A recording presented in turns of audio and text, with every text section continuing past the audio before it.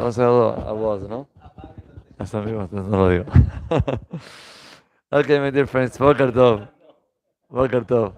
Shavua Tov Mevorach.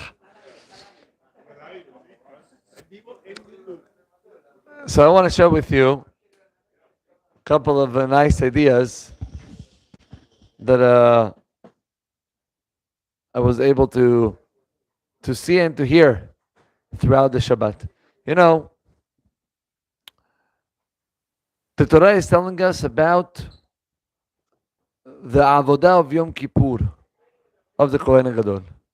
And we all know what was happening with the two Sa'irim, Seir LaHashem and Seir LaAzazel. Right? And the Torah tells us that they were doing a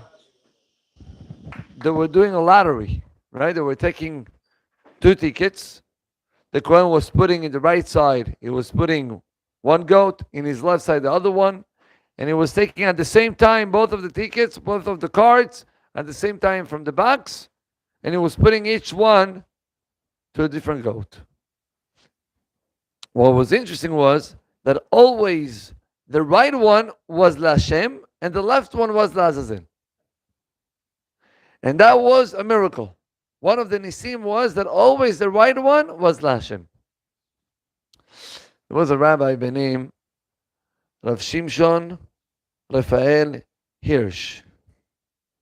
And he said that we got to take a musar from these two korbanot.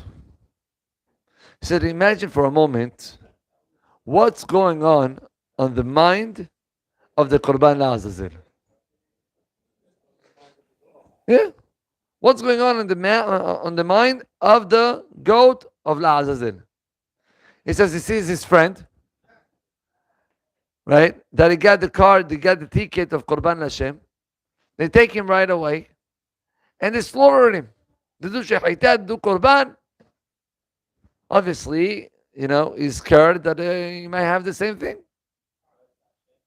Yeah. So the Korban leaazazel sees how they kill the Korban leHashem. And then he sees how they take him to a side and they feed him. They feed him, they give him to drink. He said, oh, nice. Nice, haram. This guy, this friend of mine, haram. You know, at least I'm enjoying and I'm having my good meal. And then, not only that, they take him out. They take him out to a walk. They take him out to a walk, and not only a walk, they made a special bridge for him. Unique. They were making a bridge for the Kohen and the goat, you know, to take him out from the city without nobody disturbing him.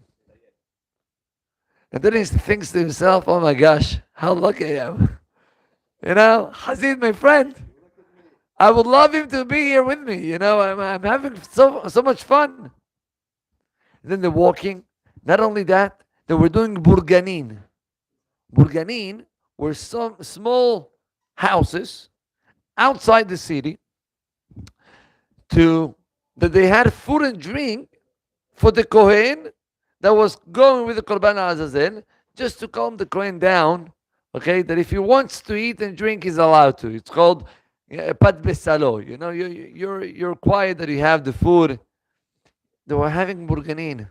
And in this burganin, every time the Kohen was arriving, the people of the burganin were going out to receive the Kohen, such a kavod, and the animal they were bringing him to eat again and to drink. The animal is thinking to himself, Habibi, I'm living the life. I'm enjoying, I'm having everything. Okay? And then they take him to Eretz Gezerah. You know it's Eretz Gezerah? My son asked me yesterday, what's the only Eretz that it's mentioned only once in the Torah? Eretz Gezerah. What's Eretz Gezerah? Eretz Gezerah, it's a place that there was nobody step in that place.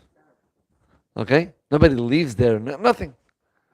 Okay, so they take the goat to Eretz Gezerah and they put him up to the mountain, and he sees all these beautiful view, and the air is going to his face, and he's just enjoying his life so much.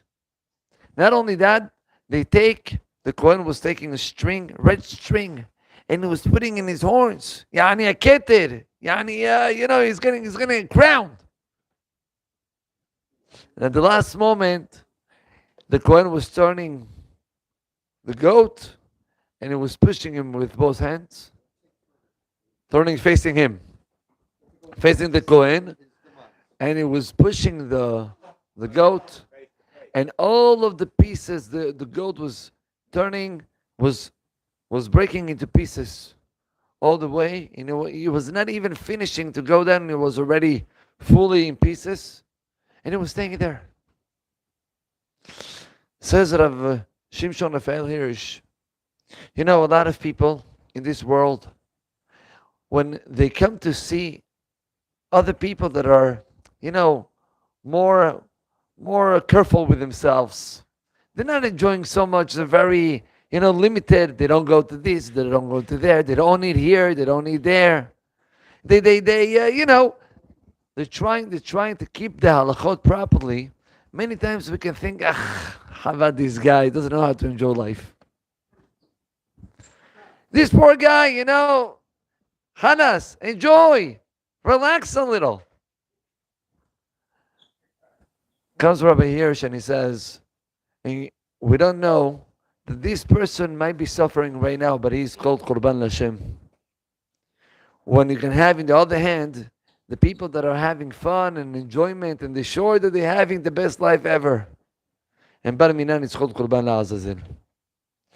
Which means that it's in our hands, my dear friends, not to go according to what we see at the moment.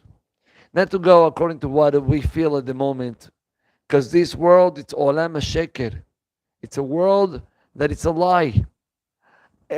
Why? The Gemara says, famous Gemara, that there was a Chacham that went up, and when he came down to tell to his friend in his dream what's going on up in Shamayim, he says, Elyonim lemata v'tachtonim lemala. Elyonim lemata. You know what's the Elyonim? Elyonim are all of these people that when you see them, you give them a respect. All of these people that when you see them, you say, whoa, I wish to be like him. He's already accommodated and he's living good, and Baruch Hashem, he's famous, and the people are respecting him, and he has kavod. He goes up to the Sefer and everybody modeu mishtachavelo. Okay, Elyonim lemata. And Tachtonim is the guy that is sitting next to you at the shul. Nobody looks at him. He's a nobody guy.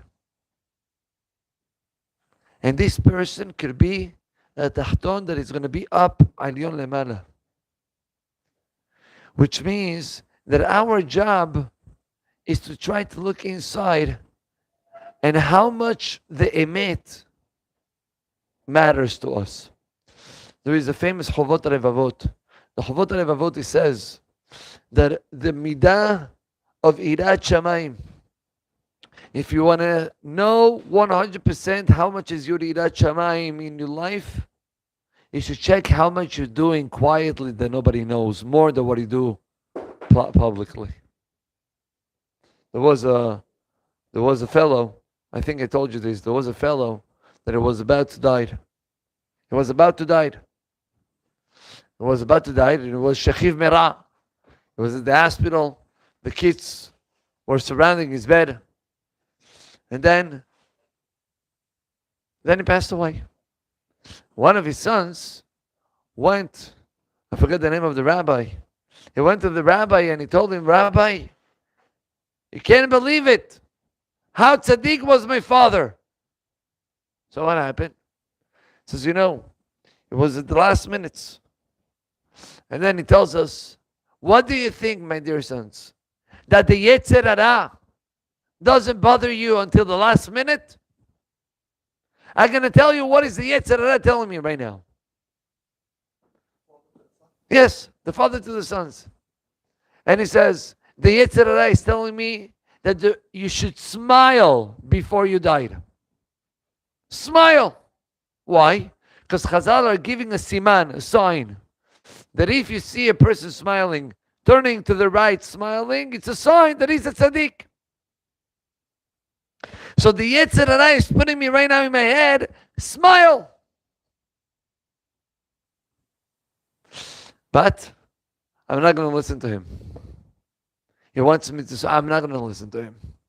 B'chavana, I'm not going to smile, I'm going to turn my face to the left. And he passed away like that. When the rabbi heard that, he said, okay, Chazak. And then he turns up to his students once the son left. And he said, this guy, no tzaddik, no na'alayim, nothing. He was exactly fulfilling what the Yetzer Hara wanted. What did the Yetzer Hara wanted? He wanted to, that the people will think that he's a tzaddik. He got it. That he's a tzaddik. That was the whole purpose of the Yetzer Hara. Show to the people who you are. Okay? So he didn't laugh because by not laughing, he showed that he's not going after the Yetzer Hara. So what is he? A tzaddik? Oh, now everybody knows that he's a tzaddik. You got the point? So says this rabbi. So don't. Very good. What he was supposed to do? What he was supposed to do? Don't say anything, Habibi. Who asked you to say? Don't start giving the rashot, and I am like this and I am like that. Avodat Hashem, the real Avodat Hashem, it's when nobody knows about it. Nobody. Then you're showing that you are worshipping Borei Olam only and not worshipping the people that are next to you. And that's exactly the whole point of Korban leaazazel. Korban leHashem looks like the guy that Hazit. This guy was slaughtered right away. Poor guy, poor goat. And this guy is a Tahton that up in Shamayim is going to be an Elyon.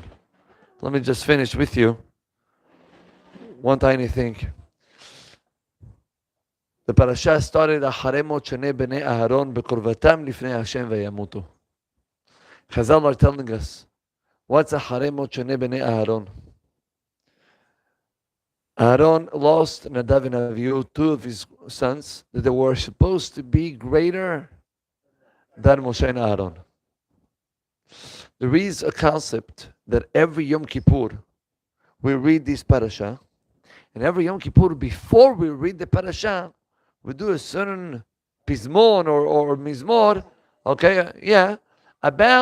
about the death of Bemot Shanei Bnei Aaron.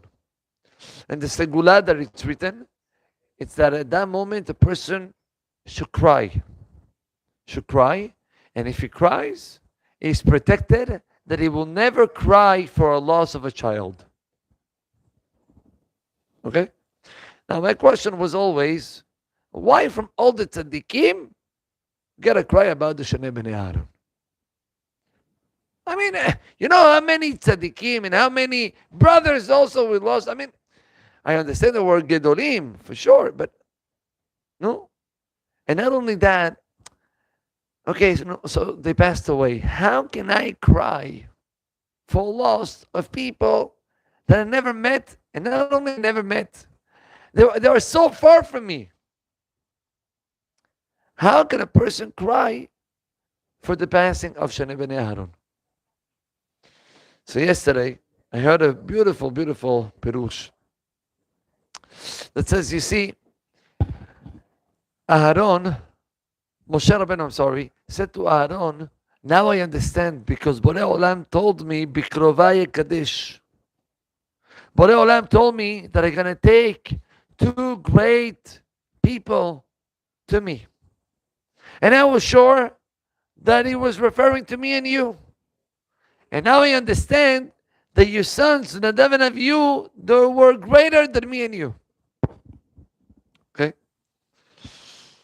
Which means that if Nadav and Avihu were not passing away, so only Moshe and Aaron were passing away, and then Nadav and Avihu, that they were greater than Moshe and Aaron, were taking the leadership. Now we have a rule. The rule is that the generation goes dor vedorshav, which means every generation is according to the level of the people that are leaders of that generation. Which means that if your leader is in a certain position, the door is going to be around that position. If it's higher, the door is going to be higher. Lower, lower. Unfortunately, there is Yeridat Adorot. We have every generation grows lower because also by our Hachamim there is Yeridat Adorot.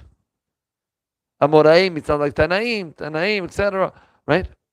He says that when we lost Shnei Bnei Aharon, my dear friends, we lost that the generation after Moshe Rabbeinu, instead of being higher than the generation of Moshe and Aaron themselves, it turned and it went down to a lower level. And then automatically, the next generation will lower.